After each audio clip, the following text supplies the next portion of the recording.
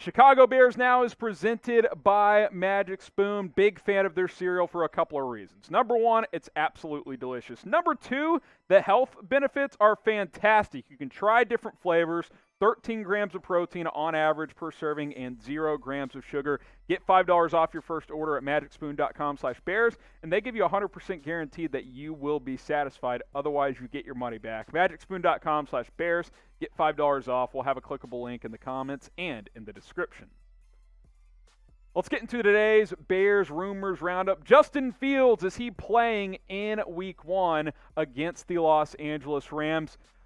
Two smoking Jays on this one. I think it's 50-50. I think we could see him in this game. So let's talk about this one. The origin from a couple of people, but really Sean McVay. He came out and said, look, we are fully preparing as if Justin Fields will play in some capacity. He said they'd be naive not to. Andy Dalton, as we know, will be the starting quarterback in this game for Chicago. Now, Matt Nagy has kind of dodged this question, didn't reveal any plans for Fields, but I think there's decent enough reason to believe that they could be working a situation into the playbook where Justin Fields gets in the game in this one on Sunday. Here's what Sean McVay had to say, quote, I think it would be naive for us to not prepare for them to utilize him being Justin Fields, in some form or fashion.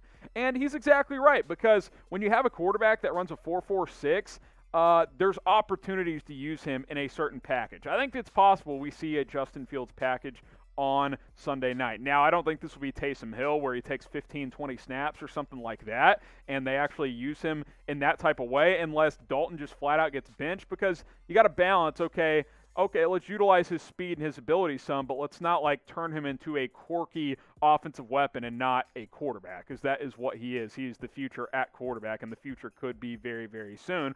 But you look at what he did in the preseason as a runner, we know he's effective running the football. Some of this on design stuff, but a lot of it just creating when he couldn't find receivers downfield. Over 8 yards a carry, had a touchdown. We know he was able to scramble quite a bit in college at Ohio State as well. I think if nothing else, he can be a decoy in this game. We'll see if he is utilized in a major way by Matt Nagy. That would surprise me, but is there a chance he could play at some point in this game, whether Dalton gets benched or they want to use him here and there? I definitely think there's at least a 50-50 chance, which is why I gave it 2 smoking Jays. I definitely think it is at least a possibility. So will Justin Fields play in Week 1? And that just means take a single snap or more.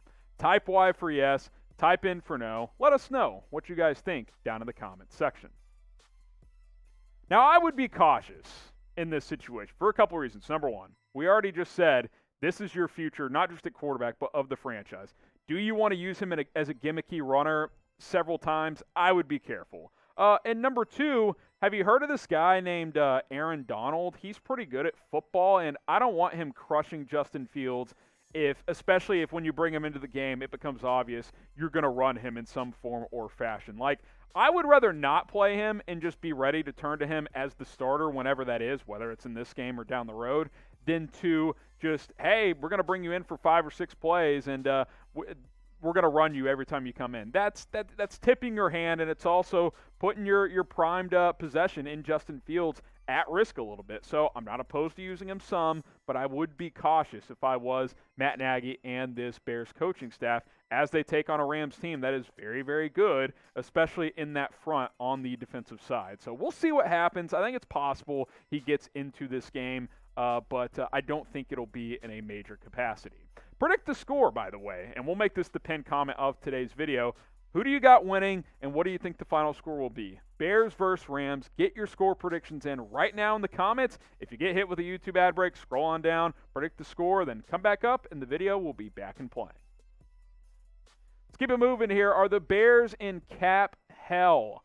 2 smoking Jays. I wouldn't put them in cap hell. I'm not going to give it 4 smoking Jays, but their cap situation moving forward isn't exactly great. They did something unique with Jimmy Graham by restructuring his contract today, which cleared almost $5 million in cap space this year, which, great, that's fine, but it also creates extra dead cap money down the road because they added 4 voided years is what they call it, which means they can either divide dead cap for him over the next 4 years, which is almost up to $5 million, or it can be solely on next year, I believe. And why would you do that to yourself for your backup tight end who's a free agent after this year? I think there were other avenues to get under the cap or to clear some cap. You could have just cut Jimmy Graham and saved $7 million, but obviously the Bears value him, as I've mentioned, all offseason. Here's what Brad Spielberger had to say of PFF. He has this cap stuff down pretty well, so I wanted to share this tweet. Bears already project to have at least $160 million in dead cap in 2022 before a potential Nick Foles-Robert Quinn move. Those two moves would push it to $33 million. A Trevathan move pushes it to $42 million. So if they, cut Robert Quinn prior to June 1st, cut Danny Trevathan, all of a sudden you got a ton of dead cap on your books next year. And let's be honest, the Foles acquisition and the Robert Quinn signing they're just brutal. I mean, there's no way around it. Now, every GM makes good and bad decisions. Like, I'm not saying that Ryan Pace has only made bad moves, because that's just not accurate. But those two moves in particular have really hurt this team, not only in the present, but also in the future as well. More on this topic here in just a little bit. But I want to tell you guys a little bit more about our sponsor, and that, of course, is Magic Spoon. Get $5 off at magicspoon.com/Bears. The benefits of this stuff is fantastic because it tastes really, really good, but also it's a perfect way to start your morning because the protein is very high. If you're someone who likes to work out in the morning like I have been recently, get a bowl of this stuff. It's going to get you 13 to 14 grams of protein, only 4 grams of net carbs, 0 grams of sugar. They're not using all that fatty acid stuff in this cereal. You're going to get natural ingredients, which is absolutely fantastic. And also, it's keto-free, it's gluten-free, it's grain-free. It's just healthy for you, man, which, as someone who has eaten cereal my entire life, I had to cut out main brands because it's just, let's be honest, that main stuff you find at the store, it's just not healthy. There's too much sugar in there. Magic Spoon, 0 grams of sugar. Get $5 off at magicspoon.com/Bears. Try a box, try 4 boxes. I recommend the peanut butter. I think it's absolutely fantastic, but all of their flavors taste absolutely delicious.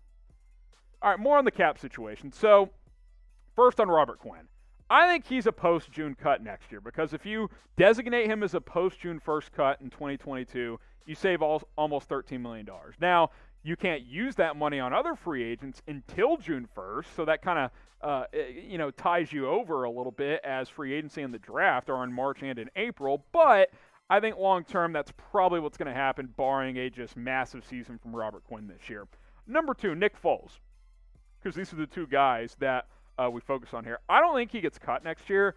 I think in reality, if Fields takes over this year and looks like the guy we think he's going to look like the long-term starter, you might just let Foles run out his contract next year, and he's your backup. Andy Dalton, 1-year deal, you let him go. Foles is the backup, which is fine. Nick Foles can be a backup quarterback. So kind of a weird deal to do what they did with Jimmy Graham. They didn't cut him this offseason. They wanted to keep him, which is fine. But then to now add these void years and create some cap problems down the road. But I wouldn't say the Bears are in cap hell. They have some workarounds. They have some things they can do. 2 smoking Jays. Not a great cap situation, but certainly not the worst in the NFL. Now, grade Ryan Pace as a general manager. A, B, C, D, or F. How do you guys feel about the Bears GM? C-, D+. You guys know I don't love Pace. Had a good draft, at least on paper. We'll see how it plays out. They did end up cutting 2 of the 6th-round picks, but get your grades in for Ryan Pace. While you're doing that, by the way, hit that subscribe button. YouTube.com/Bears now is the place to go. But you're watching the video. The sub button, it's right below the video screen. It's in big red letters. Hit that button. You'll be subscribed. It's 100% free. You don't have to pay for anything. Not like a lot of these paywall websites where you read some of your sports articles. We are 100% free, and we want to stay that way. So help us grow, and we'll continue to bring you the latest Chicago Bears news, rumors, game previews, and, of course, live watch parties. YouTube.com/Bears now. Jason Peters, is he going to be ready for week 1 of the NFL season? I won't go full 4 smoking Jays. I'll go 3, but really it's like 3.5, if not more. It sounds like he's full go. He's in shape. He's ready to rock, which is very impressive because this guy was, he was working out on his own, but you can't simulate, NFL practices when you are, not on a team. It's just impossible, but he's been here, 2 weeks, and he seems ready to go. Juan Castillo, the offensive line coach, said today that Peters has gone through a few 55 to 60 play practices, which that's about an average game for a team, the amount of plays a team would run on offense. So that's a good sign. Matt Nagy says they will lean on Peters' veteran experience and trust him on what his body is telling them, but it sounds like he's a full go. And let's be honest, the Bears need Jason Peters to be healthy and to stay healthy. They need him at left tackle. They didn't sign him to come hang out and be a mentor, which sure he will be that as well. But once Tevin Jenkins went to IR, you needed him. Now, the Bears also announced that Larry Borum is going to stay strictly at left tackle for now, and Elijah Wilkinson's going to kick over to right tackle as the backup for Affetti. So I found that pretty interesting. But if Peters goes down, you're relying on a rookie in Borum. That's not an ideal situation. So hopefully he's healthy. Hopefully he's ready for week 1. It's possible he rotates out for a series here and there the first couple of weeks, but it really doesn't seem that way. I think he's going to be a full go here. And like we talked about after the first preseason game, he looked pretty mobile, looked pretty good to me for a guy who's 39 years old and a massive, and yes, I do mean massive, human being. What is your confidence level in Jason Peters? Scale it 1 to 10. 1 being you think he's washed, he's not going to do a damn thing. 10 being, hey, he could still be a Pro Bowl, All-Pro type of guy. I don't think that, but 7, I think healthy Jason Peters will be an upgrade from Charles Leno Jr. So scale it from 1 to 10 and let me know.